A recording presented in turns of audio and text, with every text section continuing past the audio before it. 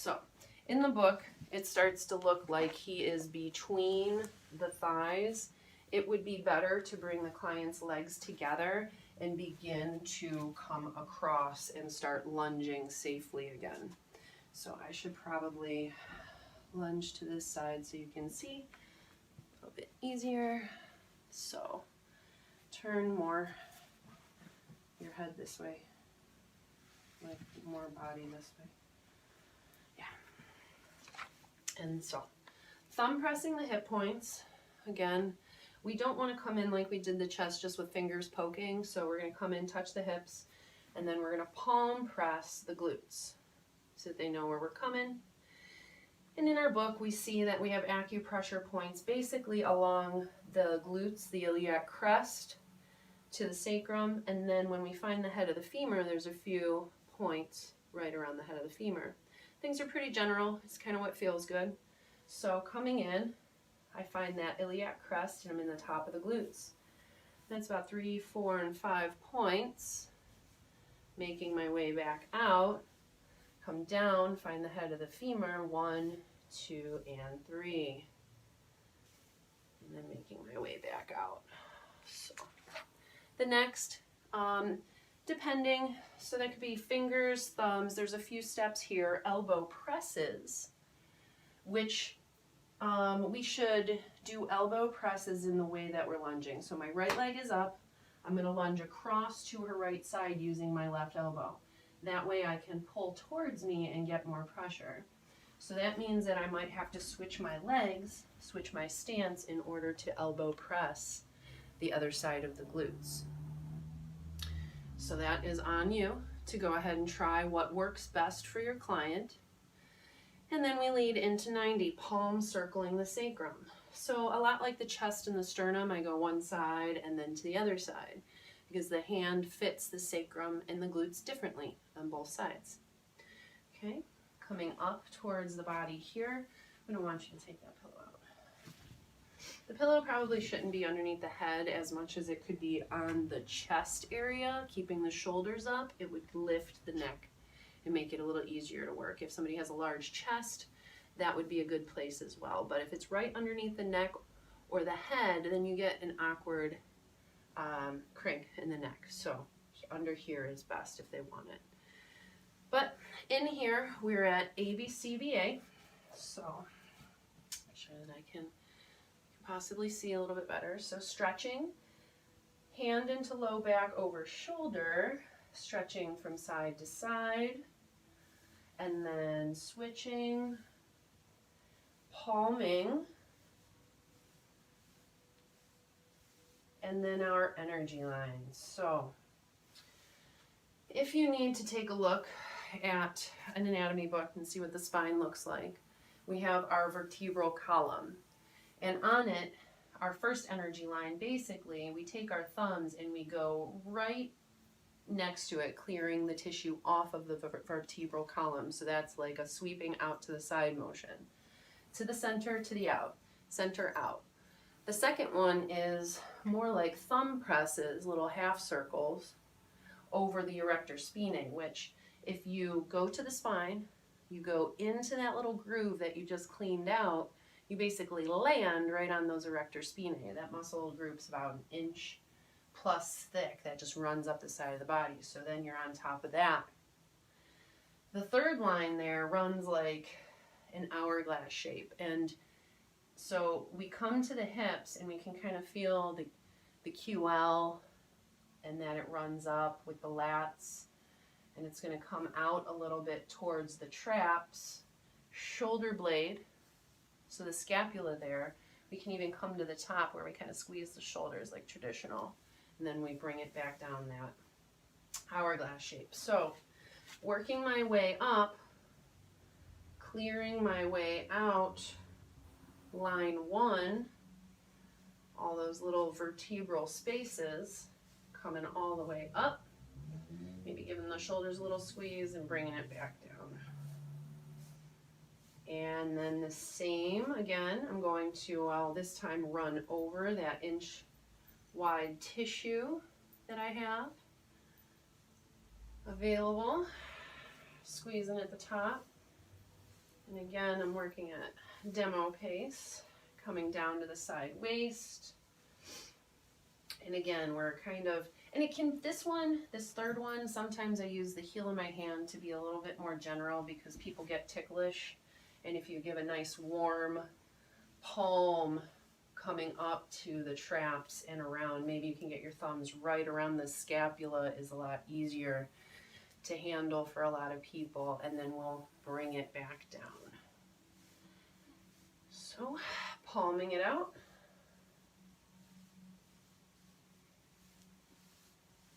Stretches side to side, and then leave. So palm circling the rib cage. So same thing as on the front side, like you don't want to give the tickles, so you have to stay deep. We haven't given a lot of attention to the teres muscles side body, so that's kind of what we mean by ribs, that rib cage. Coming into pulling the trapezius muscle back. In Thai, they just kind of pull back, let your head hang, let it hang.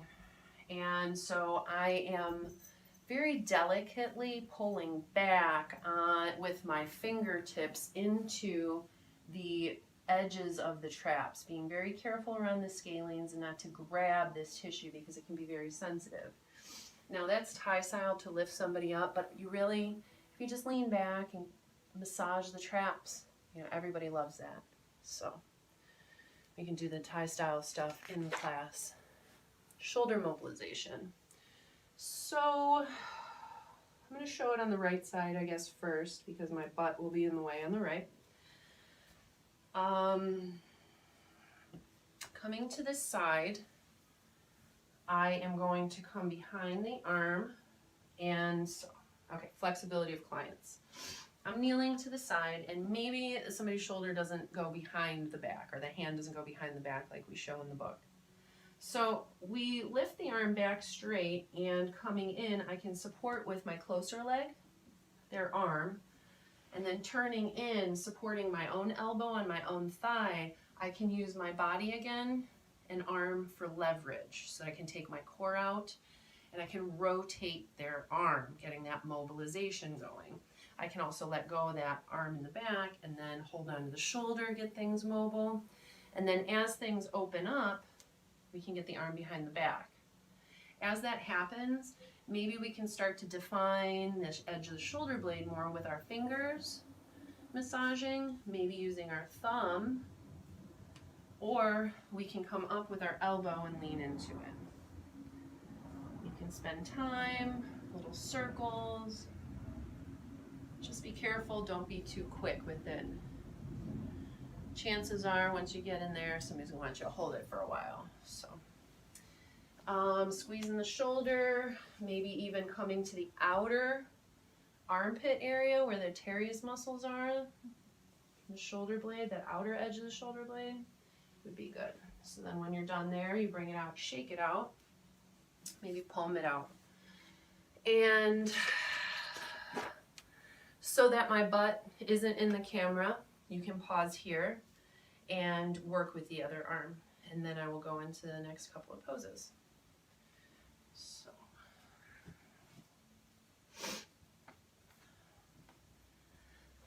The next pose on my list is a cobra pose. And to protect ourselves and our clients, keep ourselves modest, we can use a pillow between us. In the book, he's basically just toe standing, squatting on her. But, you know, if we don't know our person so well, or if we have bony selves, it might be better to have a pillow. When we come to toe stand and have our knees in place on top of our client, they need to be at the lower ribs so that they can do a cobra, lifting just the chest and the ribs up around our knees. So coming down, toe stand, my knees are together, my thighs are together, and I'm sitting up. I'm going to have to keep the core up, and when this happens, I'm going to row my chest forward and bring her up as much as possible. If I let this go and fall back, well, then things are a funny mess. But for right now, we toe stand and come in, and when we sit, we actually sit in a way that we're unwinding their hips and sacrum, because we also don't want to sit on them and push their low back up and then try to lift them. It'll crunch the low back. So this is a way to try to keep the... All right, so again, toe standing, interrupted, coming in. Okay, motorcycle stretch, like the other one, those shoulders, we can't just lift like this. We have to rotate open and hold. Now, in this pose or like the other one, if it's not possible, you can just bend. They can bend their elbows and you can just lift them up at their elbows. So, but right now I'm going to have her inhale, lift up, look up. And that's about it. We just support that. Take a few breaths. Maybe they let their head hang and stretch out their neck from side to side. Nice. And then inhale up. And then we'll exhale and we'll just let her down. Great. So you will see different ways. I'm going to palm it out because we're headed down towards Locust. You'll see different ways of doing Cobra poses once you get into looking things up and research online. But some are for way more flexible people and yogis, so you really have to be careful with what you're doing and understand why you're doing it. So our single leg Locust, and we only really have 10 more poses left. So thank you for my shortening of these videos, and maybe we'll get better recordings out again. I am going to start here with this left leg. And in the book there we show, hey, we're coming at you. So we give a little tug, straightening out that low back from what we were just doing. We're going to stand to the interior of their legs. I've got her left leg. I'm going to use my right leg to hold her sacrum in place. Now make sure that your heel is not in the center line, so not in the anus, thank you. We're going to press it over to the left of the sacrum to keep things flat and towards us. And all we're doing is flat and towards us as we lift this leg. Now, I also have my elbow on my knee so that I can have better leverage. Now, as things progress, we can dip our ball of our foot right into the soft small of the back. We still want that foot pressed in and towards us to keep the low back wide and open, and then maybe give a deeper pull and stretch. So there's that. I'll just do that one again. Locust, tug, coming into the center line, left foot to right side, flat on the right side of the sacrum, gentle lift. Maybe we have more room, ball of the foot, soft of the back. My little toe is very close to the spine, but not on it. Lifting. Again, please opt out for anything you don't feel too comfortable with. So, that is it for this back side of the body. You can tie chop. You would ask your client to roll over face up for you.